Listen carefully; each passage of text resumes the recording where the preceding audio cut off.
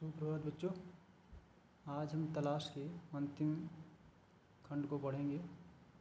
हमने पिछले दिनों पढ़ा कि नेहरू जी भारतीय जनता के किस तरह नज़दीक जाते हैं और कैसे इतिहास लेखन की जो उनकी प्रवृत्ति है धीरे धीरे विकसित होती है। तो आज हम जन संस्कृति के माध्यम से जो नेहरू की जीवन दृष्टि है उसको पढ़ेंगे। मैंने वर्तमान समय भारतीय जनता की गतिशील जीवन नाटक को देखा। ऐसे अवसर पर मैं अक्सर उन सूत्रों को खोज लेता था जिनसे उनका जीवन अतीत में बंधा है, जबकि उनकी आंखें भविष्य पर टिकी रहती थी। हर जगह मुझे एक सांस्कृतिक पृष्ठभूमि मिली जिसका जनता के जीवन पर बहुत गहरा असर था। तो नेहरू जी का कहना है कि वे हमेशा समाज में जनता के बीच में जाते रहते थे, ग्रामीण जनता के बीच में विशेष रूप से।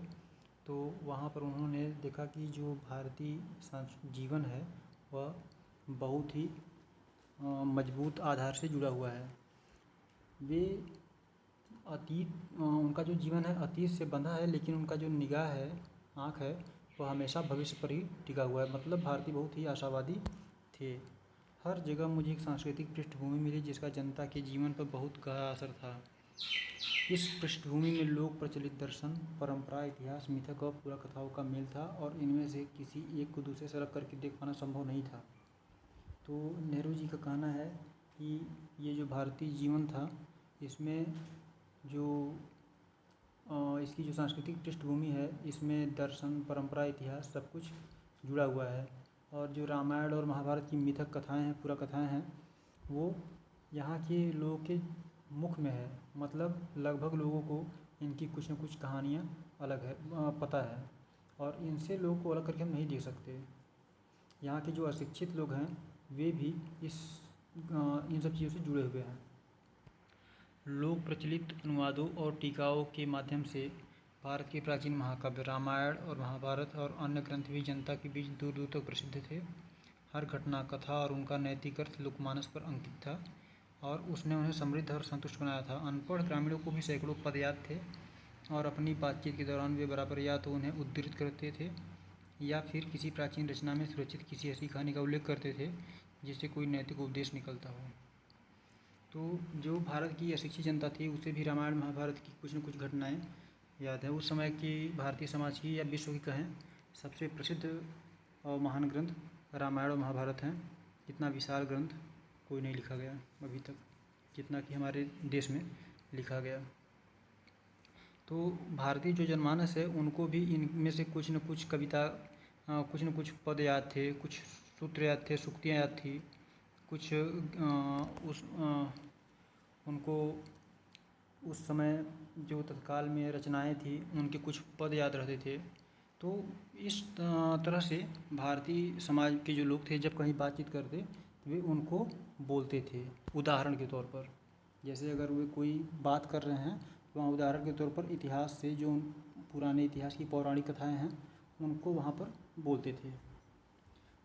तो रोज़मर्रा की ज़िंदगी के मसलों के बारे में सीधी सादी बातचीत को ये देहाती लोग जब इस तरह साहित्यिक मोड़ देते थे तो मुझे अक्सर बहुत आश्चर्य होता था। तो नेहरू जी को भी इस बात से आश्चर्य होता था कि ये जो ग्रामीण निरक्षर अशिक्षित जनता है यह भी किस तरीके से रोज़ जो बातचीत हो रही है वहाँ पर भी इतिहास की बातों को रखकर अपने बातों की पुष्टि कर रहे हैं। मुझे इस बात से बहुत ही आश्चर्य होता।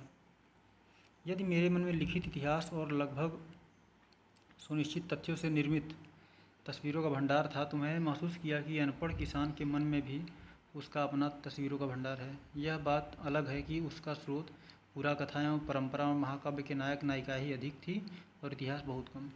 तो नेहरू जी का कहना है कि जो भारत में निरक्षर जनता थी उनके मन में भी जैसे मेरे मन में इतिहास की तस्वीर थी उनके मन में भी वैसी तस्वीर थी, लेकिन उनका जो वो कहीं पर भी बोलते थे उसका मूल स्रोत पुराने जो धार्मिक ग्रंथ थे, पुरा कथाएँ, महाकाव्य, उनके नायक नायिका अधिक थे।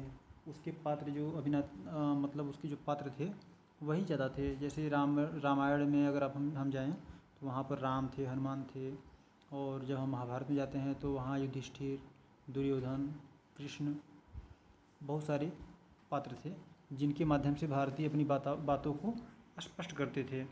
तो वे इतिहास की तरफ नहीं जाते थे। मैं उनके चेहरे, उनके आकार और उनकी चाल ढाल को ध्यान से देखता। उनके बीच बहुत से संवेदनशील चेहरे, बलिष्ठ देह और सीधे साफ अवयवों वाले पुरुष दिखाई देते। महिलाओं में लावण्य, नम्रता, गरिमा और संतुलन के साथ एक ऐसा चेहरा जो अवसाद से भरा होता था। कभी कभी किसी देहाती रास्ते या गांव के बीच से गुजरते हुए मेरी नज़र किसी मनोहर पुरुष या सुंदर स्त्री पर पड़ती थी तो मैं विस्मय विमुक्त हो जाता था।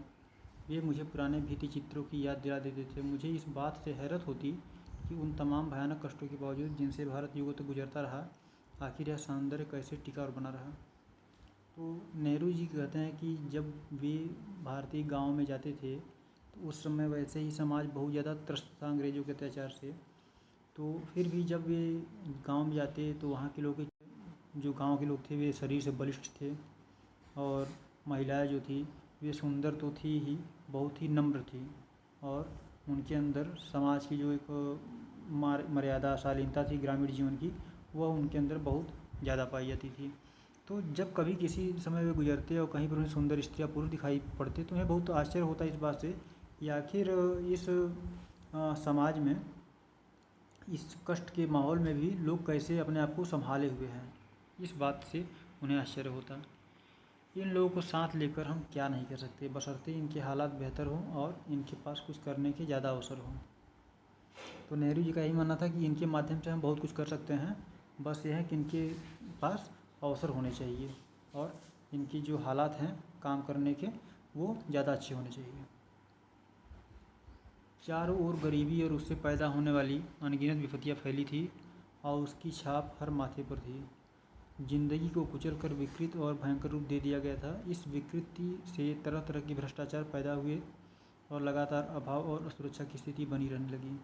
यह सब देखने में सुखद नहीं था, पर भारत की असलियत यही थी। स्थितियों को समर्पित भाव से स्वीकार करने की प्रवृत्ति प्रबल थी, पर साथ ही एक प्रकार की नम्रता और भलमनसाहत थी जो हजारों वर्ष की सांस्कृतिक विरासत की देन थी, जिसे बड़े से बड़ा दुर्भाग्य भी नहीं मिटा पाया था।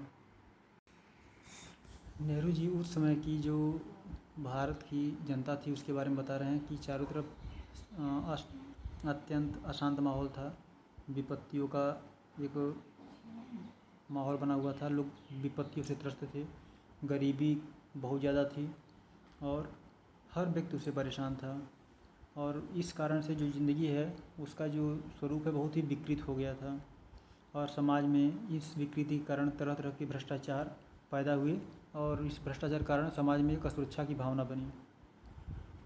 यह सब बहुत अच्छा नहीं था, लेकिन भारत की असलियत उस समय की यही थी। नेहरू जी का मानना है असलियत भारत की यही थी और उस समय बड़ी बात ये थी कि भारतीयों में स्थिति को सीधे स्वीकार कर लेने की भावना थी कि वे स्थिति को मान लेते थे कि नहीं, हाँ ये बात सही है, लेकिन उसको मान लेने के बावजूद जो उनकी संस्कृति थी उससे उन्होंने कभी समझौता नहीं किया और उन्होंने हजारों वर्षों की जो उनकी सांस्कृतिक विरासत थी उसको संभाल कर रखा। बड़े से बड़ा कष्ट भी उस संस्कृति को मिटा नहीं पाया। मूल रूप से नेहरू जी यही कहना चाहते हैं कि जो भारतीय संस्कृति है उसको बहुत सारी विपत्तियाँ आई लेकिन उसको मिटा नहीं पाई आज तक और वो किसी न किसी रूप में भारत में बना रहा। भारतीय कष्ट रहते हुए भी अपने आप को, अपनी संस्कृति को बचा कर रखे हुए चले आ रहे थे।